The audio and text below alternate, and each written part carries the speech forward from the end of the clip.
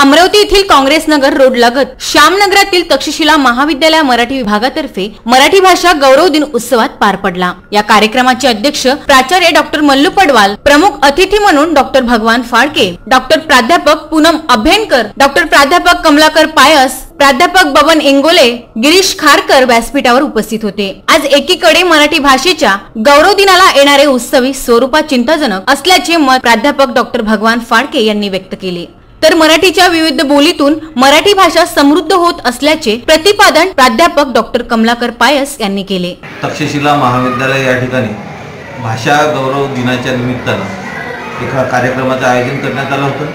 आजच्या कार्यक्रमाचे प्रमुख मार्गदर्शक भगवान फाळके हे होते।